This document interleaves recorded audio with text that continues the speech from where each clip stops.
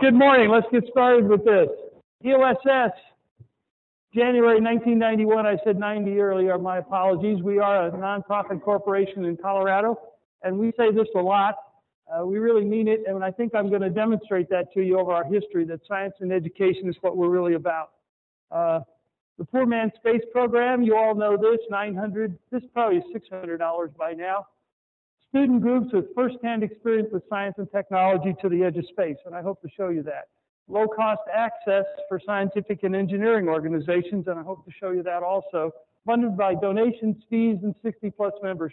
We're an ARL-affiliated club, and sometimes we fly a lot of payloads. Okay, let's see what happens.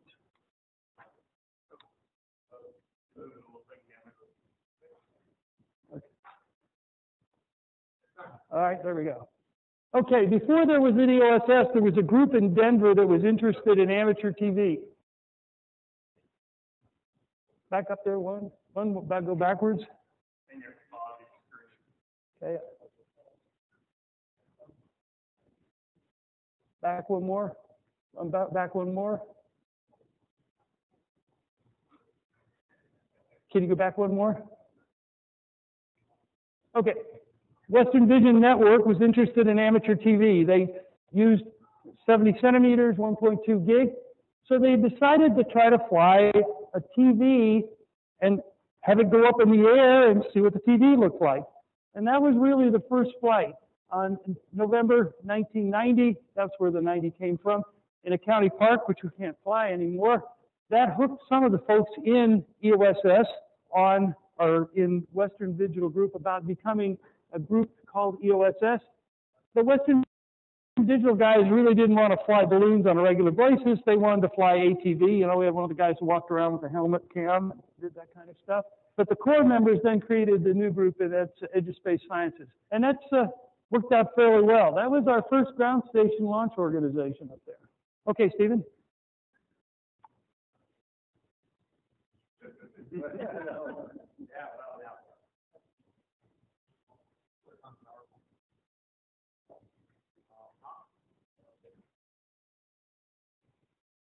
Okay. November 90, you saw that, a 10-meter beacon, no 2 meters stuck. Wow.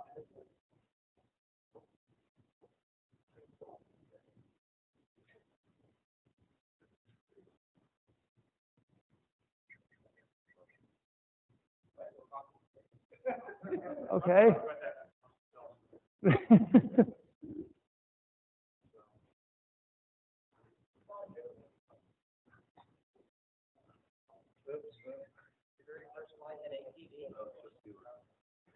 Yes.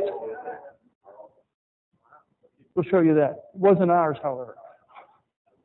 Okay, so the first, there we go, first flight, we flew an ATV and a pressure sensor, and I'll talk a little bit about those in just a second. And we tracked it completely by DF, direction finding. I assume most of you, you know, when all else fails, the trackers get out the 2-meter beams and track the thing down.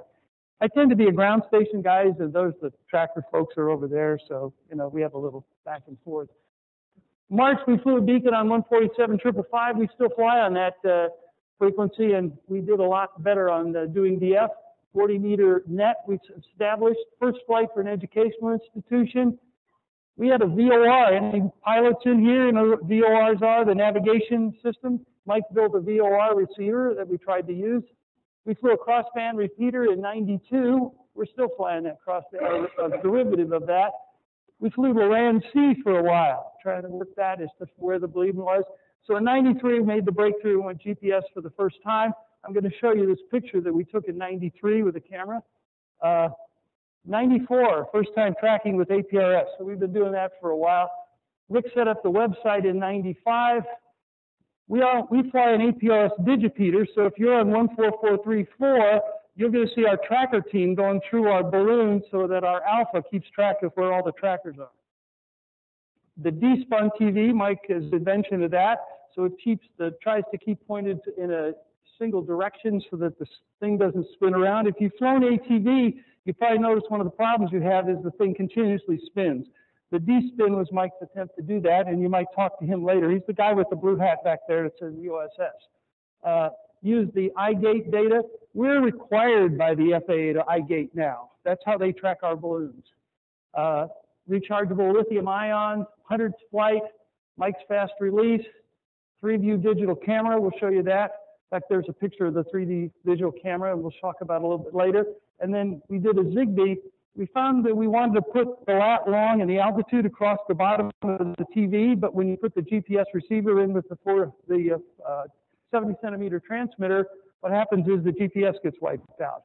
So Stephen built a Zigbee land, and so the GPS is about 15 feet up the flight string, and it sends by wireless down to the ATV, and then the words are put on the screen.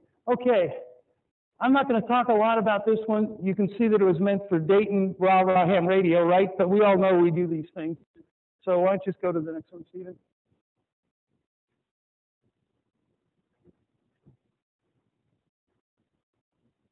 Okay, like all successful organizations, there are a few individuals who really got the thing rolling and kind of keep it rolling. So I'd like to pay tribute to those folks, if you would, please. Bill Brown. Let me give you a quote off our website. Bill was very helpful on this flight. He loaned us a TV camera, a 10-meter beacon, and sent us copies of his program Balloon Track, and answered as many questions as we could dream up. So most of the equipment we flew the first time came from Bill Brown. This is Bill at EOSS, the last one you did here, Zach. This is out at Lyons, and he was a little short of folks, so they called some of us if we could help Bill. So I raised my hand and went over, and so Bill gave me the job of tying payloads onto the string. And I'm a little nervous. I mean, this is the father of high-altitude ballooning in the United States, right? And he's going to come look over my shoulder, and I am not a payload guy. I'm a ground guy. So I'm trying to remember how to tie a double bowline, which is what we've been taught.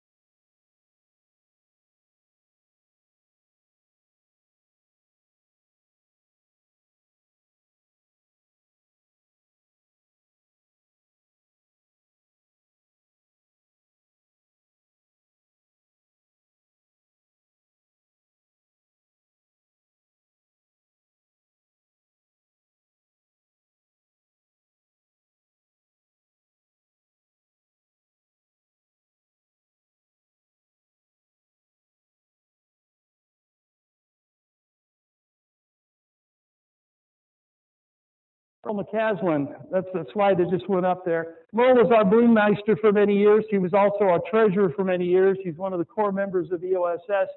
And not only did he work out how to make all this stuff work, which we still use today with regard to fill ratios, how things are done, he used a sandbag. You'll see if you come over tomorrow morning, Larry uses something slightly different.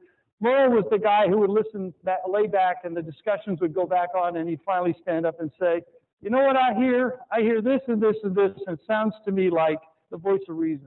Very much appreciated, sir.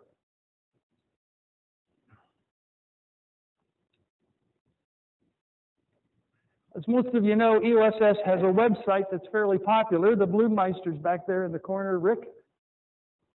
8,300 pages of data on that website. We get 6,000 hits a month. This is the interesting statistic. 75% were referred. Now, we use that site for all the information for our group to talk about when we're going to fly, what's the prediction, what are the frequencies, what are the call signs, and so on. So 25% of that is maybe that. It's got a software library, including Rick's Balloon Track program, which most of you follow.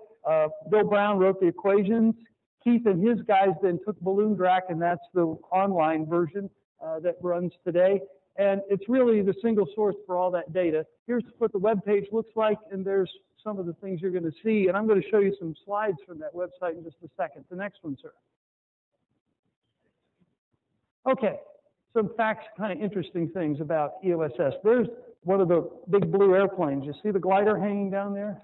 Flights per year. We're a little...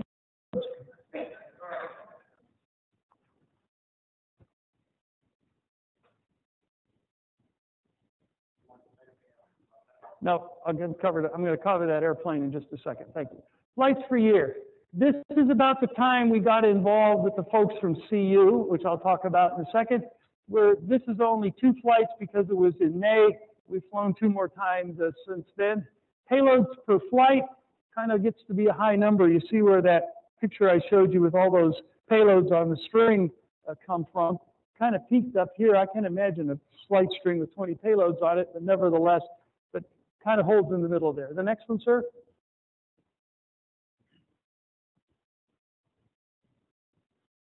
We fly primarily from Fort Collins and Deer Trail, and Deer Trail is about in there. This is where we land. You can see GPSLs here. There's a GPSL from Grand Island. There's the one we had that Mark Connor had in Iowa. There's the one that Keith had with his bride, Topeka last summer. Hutchinson last year when we landed just outside Newton. Hutchinson when we flew out of Lyons. The next one.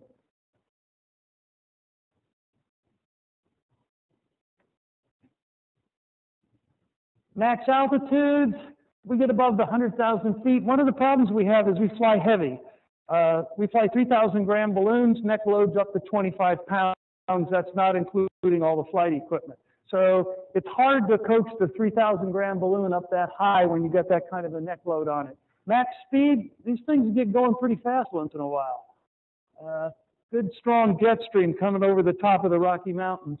Average ascent rate, you can see the boys were working in. Here's where Merle started working his magic about how we should do this. This is where N0NDM took over. You can see the consistency with which we hit the ascent rates now. Kind of got that recipe down. The next one, sir. Schools, educational partners, primary schools, high schools, universities. This was a big customer for us early on. Flew a couple for these. We flew a lot for these folks, and I'll talk to you about them in a second. This is a JOTA out at the El Paso County Fairgrounds. There's the rodeo stadium in the background. And the scouts working the crossband repeater. Mark's running that. Couldn't join us. KC0D, we're running the crossband repeater. The next one, sir. Some more familiar partners. We've flown JOTA for many years. We flew State Fair, Air Force Research Labs. We still fly for those guys through the SPANCUS grant. They have a program called Student Hands-On Training. And students from all over the country, these are college juniors or sophomores and juniors, come to Boulder, build payloads, kind of big ones, and we lift them. I think we're flying for them a week from today. And we're going to talk more about NOAA. Go ahead, sir.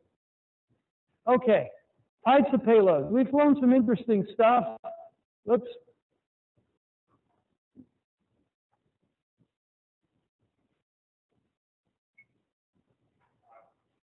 The other up, yeah. And one more. And one more. Thanks. Okay. Photography, obviously, UV, spin stabilization, ozone. This was fairly interesting. One I missed on here was a guy flew a sampler and looked for DNA in the atmosphere above 80,000 feet. He was a student at CU. Ionization. Rovers. We've flown lots and lots of rovers. I think about 2 of them have worked. That is a hard problem, especially when you land on the plains and it's not nice and smooth like a rugged floor. That seems to be the problem, is getting it to drive out of the box and go someplace and handle the problem of you don't know which side's up when you land. Brightness. Yes, this was one of our flights. The students flew 3 South American cockroaches, and these guys are like this. I mean, they brought them to the ground station. Get those out of here. So one flew completely unpressurized, unheated. One flew heated but not pressurized, and the third one flew heated and pressurized. Well, the first 2 guys were completely frozen solid when they got to them. The third guy lived for a while, but he eventually died also. Kind of an interesting thing. Next slide, please. Yes, good. Okay, some notable flight campaigns. Before we go on, let me just show you this. When we fly for CU and their program I'll describe, this is generally what their payloads look like when they come out. And I'll talk a little bit about what's in there. And that's about a reasonable average number. This is Big Blue from the University of Kentucky. This was their second configuration of their glider. And this is the famous Air Core. That's 250 feet of 1/4-inch stainless steel. The next one, please.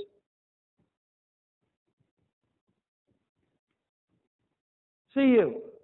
60 flights with those folks, thanks to this guy right here, Chris Kohler. And Merle was actually the first contact on that. The president usually works directly with these guys. They have a program at CU where, as a freshman in science and engineering, you have to take kind of a practicum course. You've got to go build something and experiment, and fairly sophisticated. You get a budget, you've got to build Gantt charts, you've got to have a PDR and a CDR, you've got to have final testing. Balloon sats are one of the options that the students can choose with regard to that program. They also fly the space grant, same guys. This is not NASA-sponsored money, and we have 12 universities in Colorado that have signed up for the space grant. Again, thanks to Chris Kohler. As a matter of fact, he's the president of Space Grant for the United States this year. Providing students, this is right off their website, quick theory learned, hands-on space hardware. Those balloon sats have a fairly sophisticated PC board in them. Has a AVR microprocessor, has a 3-axis gyro, has 2 gigabits of flash memory, a temperature sensor, and all the I/O ports are available to the students. So they build that to get hands-on experience with soldering and do stuff, and then they interface their payloads to that particular board. And Chris put that together with the guys from the EE department. So some of these kids have never touched a soldering iron or repaired dikes or cut wire, and they're back in there working the problem. So build an opportunity to do this. When they show up, man, there's a lot of them. But they always bring coffee and donuts, so that's good. Here's bagels, yeah. I've counted up to 100 students at a flight. This is one of them land. Our rule is our guys don't touch the payload string unless it's dragging, and then they go pull it down and knock it down. That's the crossband repeater right there. But this is normally what they see on the ground. And there's Chris. If you've got a problem, come find me. I'm the guy with the funny hat on. Okay, this is the University of Kentucky. Go ahead, Steve, that's fine.